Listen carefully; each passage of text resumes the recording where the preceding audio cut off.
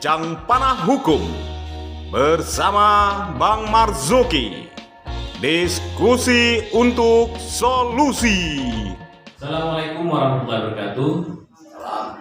Alhamdulillahirrahmanirrahim. Asyhadu an la ilaha illallah, asyhadu anna Muhammadar Rasulullah sallallahu alaihi wasallam.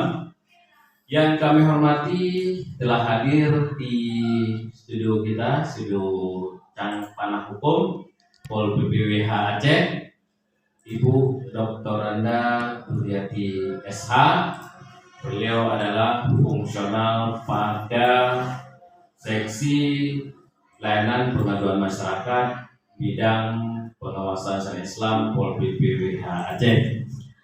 Pada hari ini kita akan mengangkat tema tentang laporan pengaduan masyarakat dan tindak lanjutnya.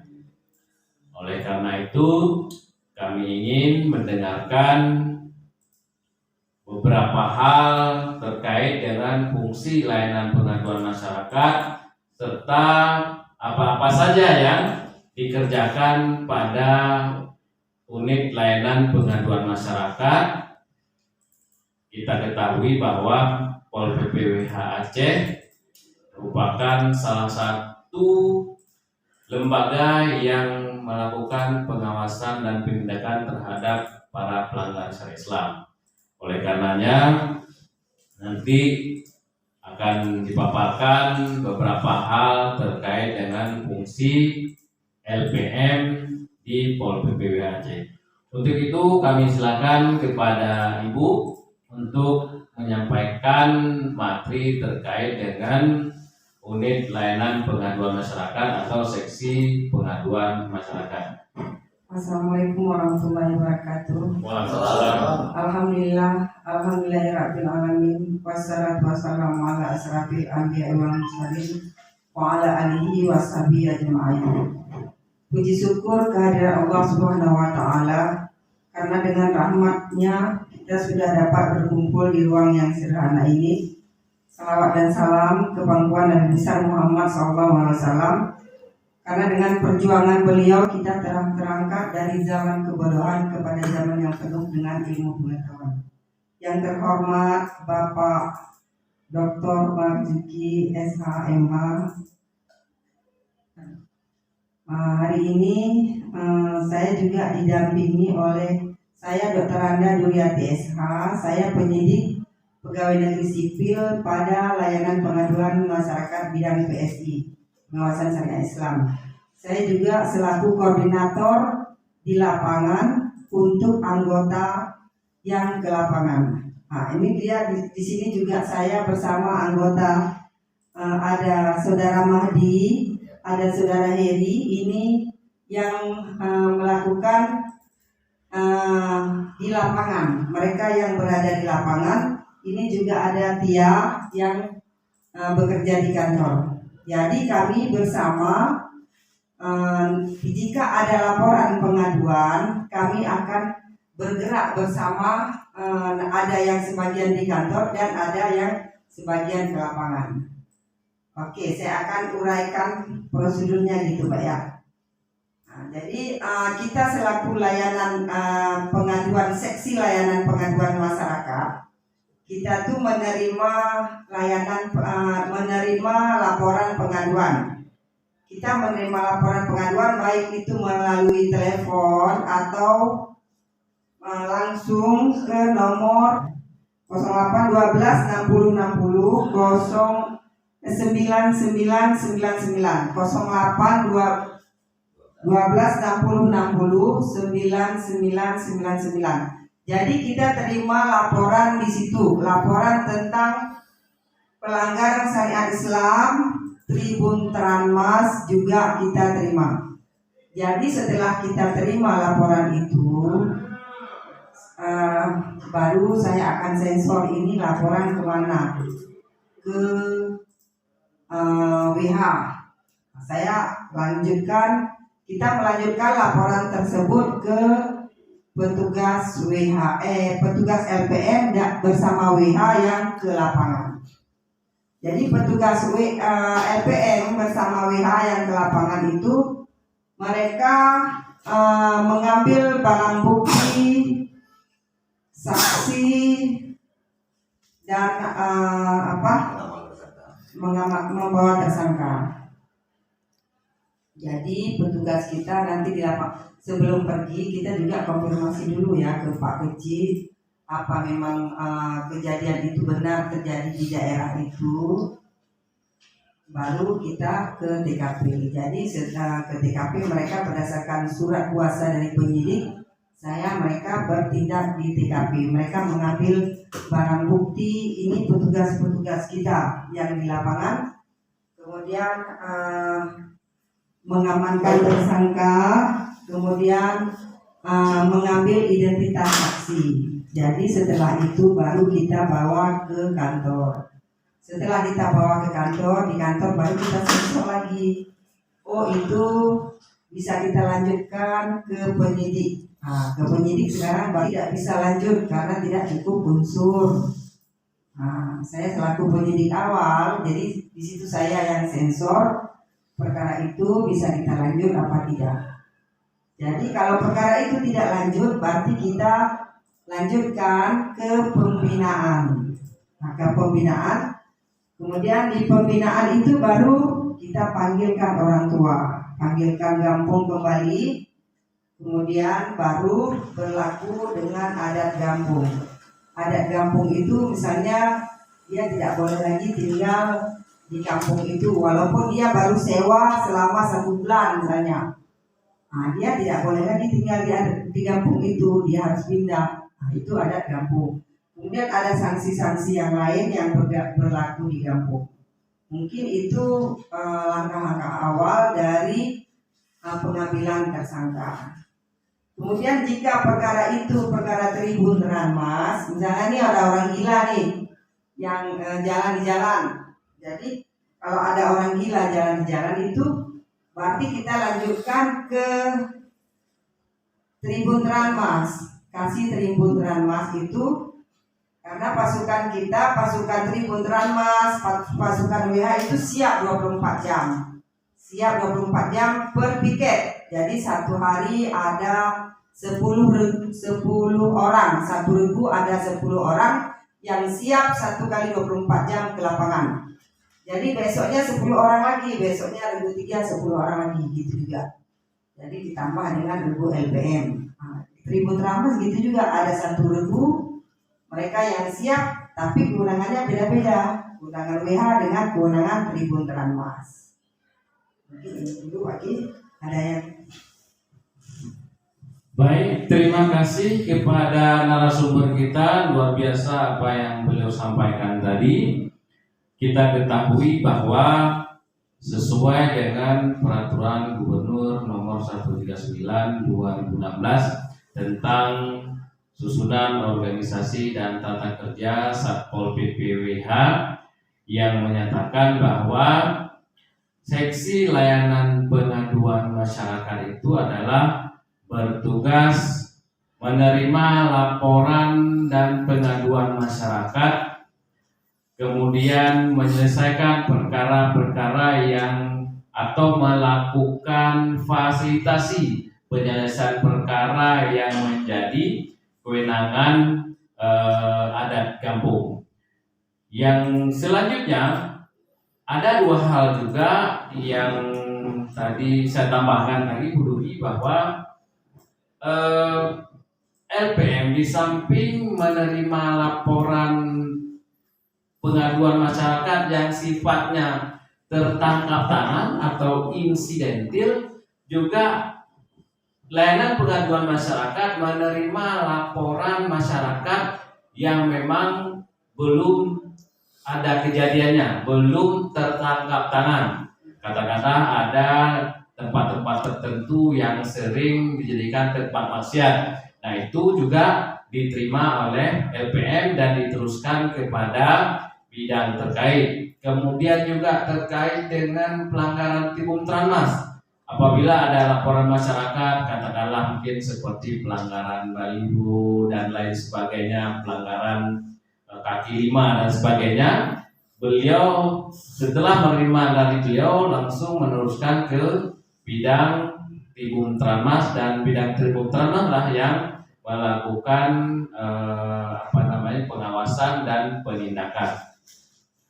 Kemudian selanjutnya ada teman-teman kita dari LPM, mungkin juga ingin menambahkan beberapa hal atau pengalaman-pengalaman yang sering terjadi di lapangan, katakanlah dalam hal mungkin pengamanan tersangka atau pengamanan barang bukti. Nah, terkadang memang di lapangan ini kan banyak nuansa, banyak persoalan yang terjadi, yang seharusnya ketika ada kasus kita datang ke lapangan, mengamankan tersangka, mengamankan barang bukti, selesai kita pulang. Tapi terkadang banyak yang terjadi, ada negosiasi, bahkan ada yang setelah kita mau naikkan ke mobil, tiba-tiba masyarakat minta diturunkan, diselesaikan di kampung. Nah, ini mungkin nanti ada pengalaman-pengalaman yang bisa beliau sampaikan, Pak Mahdi dan Pak Heri, biar teman-teman tahu, masyarakat tahu bahwa unit layanan pengaduan masyarakat atau seksi layanan pengaduan masyarakat sudah bekerja maksimal dan sudah melayani masyarakat yang melapor terkait dengan pelanggaran Tibum Tranmas maupun Syariah. Silakan Pak. Kami selaku petugas mewakili daripada ini kami. Silakan tugas berdasarkan mandat dari kami kadang di lapangan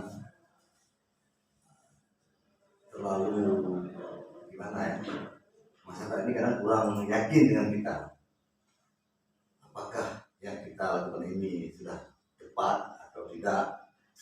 Pihak masyarakat kadang meragukan itu dikarenakan ada hukum kampung yang mereka agung-agungkan seperti yang ada di kejadian-kejadian. Setelah kita mengamankan tersangka, di pihak kampung meminta untuk diselesaikan adat mereka dulu. Sedangkan di pihak kita kan enggak. Karena sangat orang ini. Makanya kalau untuk kedepannya, langkah baiknya di pihak kampung merealisasikan dulu ke masyarakatnya bagaimana hukum yang berlaku untuk saat ini. Mungkin sedikit saja bagi lebih kurang. Mohon izin. Assalamualaikum warahmatullahi wabarakatuh. Waalaikumsalam warahmatullahi wabarakatuh. Terima kasih Pak Mahdi. Kemudian juga saya ingin menanyakan atau ingin penjelasan dari Bu Duryati. Kami ingin masyarakat terutama ingin mendengarkan penjelasan dari Ibu terkait dengan skema apa. Pertama, katakanlah mungkin ada kasus, kemudian kemana lagi. Nah, jadi pertama itu kita menerima laporan dari masyarakat, baik itu laporan datang langsung atau melalui WA, ada nomor call center atau melalui telepon. Jadi setelah menerima laporan kita konfirmasi dulu ke kecilnya. Oh ini Pak Kecil ini apa betul di wilayah Pak Kecil? Iya Bu, ini di wilayah kita misalnya gitu. Oh ya oke, sudah deal. Baru kita koordinasi ke LPM nih ya. Ini yang menerima laporan petugas LPM. Petugas LPM itu baru koordinasi dengan pasukan WH. Itu kasih melaporkan. Karena pasukan itu sudah siap ya, 24 jam dia siap. Jadi sekarang pergi nggak mesti tunggu perintah sebenarnya dia, karena dia ST-nya ST bulanan. Nah jadi pasukan ST bulanan, petugas LPM juga ST surat tugasnya bulanan. Jadi kasih itu tugas mereka sudah diatur semua, mereka tinggal jalankan aja. Jadi kasih melaporkan, hanya melaporkan dikasih. Kami pertama mereka laporkan ke koordinator, ke saya, tengah-tengah malam saya setiap hari di telepon. Saya bersama nanti satu orang LPM mengamankan tersangka. Kemudian yang petugas LPM yang lain juga mencari barang bukti ke TKP lagi. Pertama tersangkanya diambil dulu, diamankan di mana? Apa di balai desa, apa di polsek. Nah, jadi mereka turun lagi ke TKP. Sesampai di TKP mereka memotret untuk mengambil barang bukti, difoto dulu, kemudian diambil barang buktinya apa yang ada sesuai dengan kasus.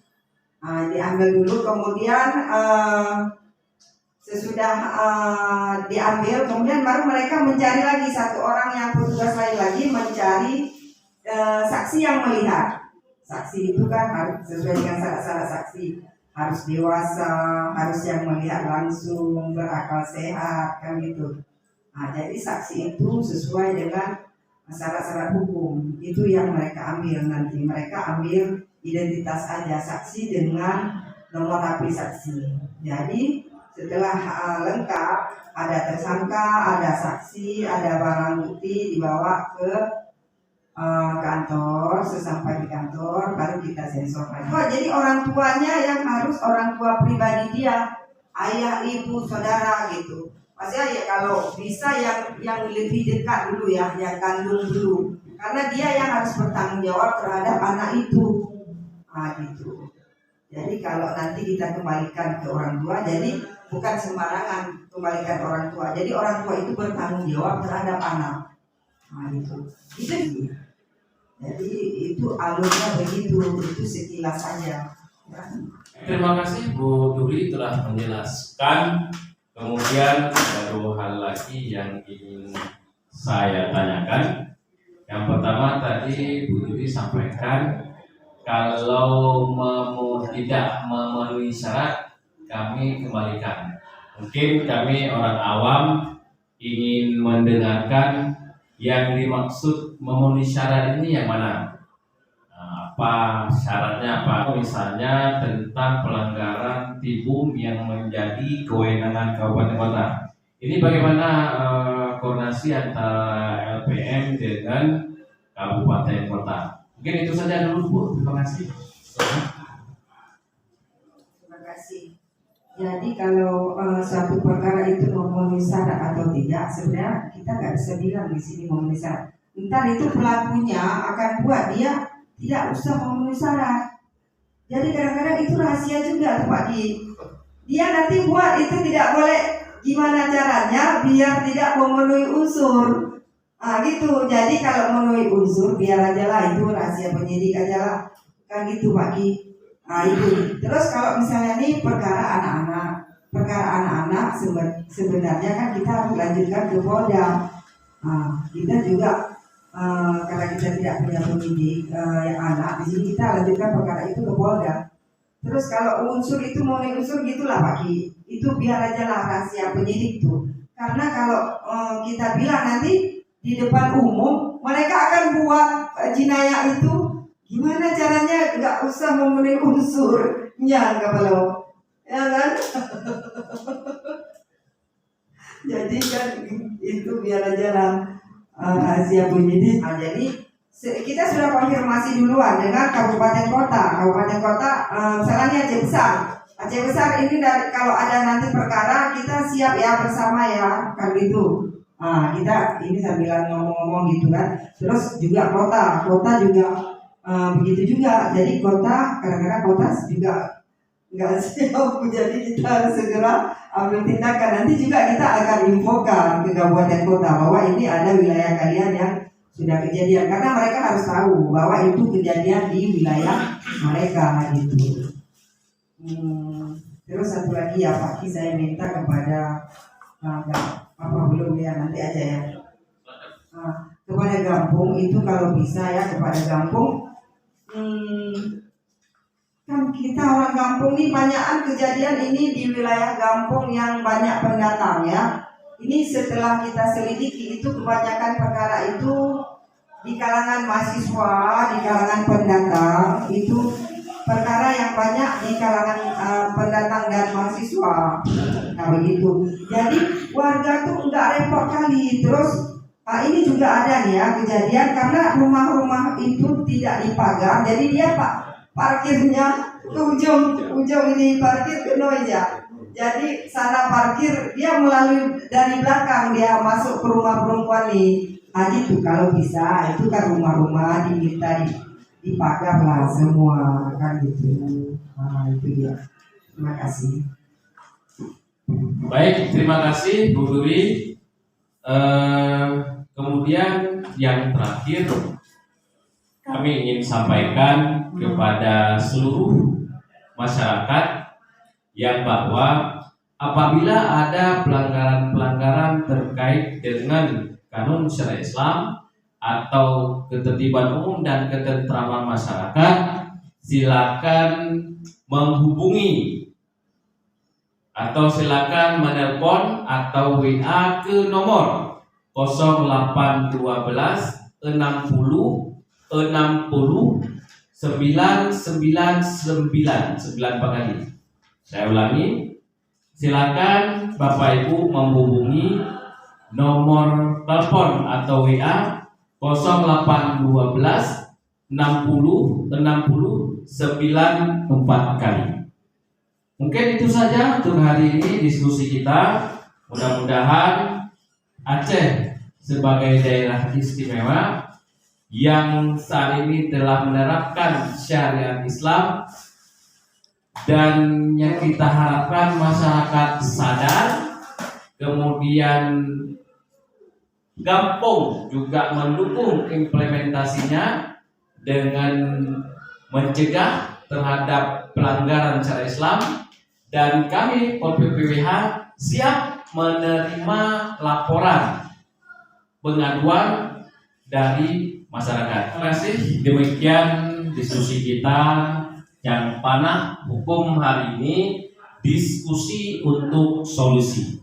Demikian saya sebagai presenter mengucapkan terima kasih kepada narasumber, kepada peserta dan sebagainya atas kehadirannya, atas ilmunya yang disampaikan kepada kami nampun masyarakat. Dari saya demikian, terima kasih. Assalamualaikum warahmatullahi wabarakatuh.